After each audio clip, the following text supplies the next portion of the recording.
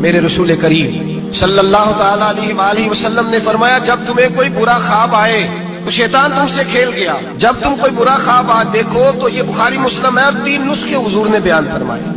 फरमाया तुमने अपनी बाईं जानब मुंह करना है और 3 दफा थूकना है। जरूरी नहीं कि थूक किया है, थू ही कर दे। ये नुस्खा बताएं घर जाके। ये नुस्खा आम नहीं, ये मेरे रसूल पाक का बताया हुआ नुस्खा है। और ये वो नुस्खा है कि पहाड़ टूट सकते हैं, दरिया बह सकते हैं, ये बात गलत हो सकती।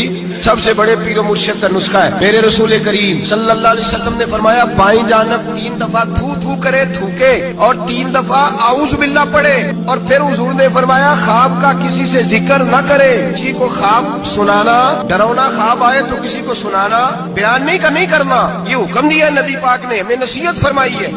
फरमाया उल्टी जानब मुंह करके 3 दफा थूक दे, आऊज़ बिल्लाह पढ़ दे, किसी को बताए ना, 3 बातों पे अमल करे। अल्लाह के रसूल बयान करते हैं कि उसका ख्वाब उसे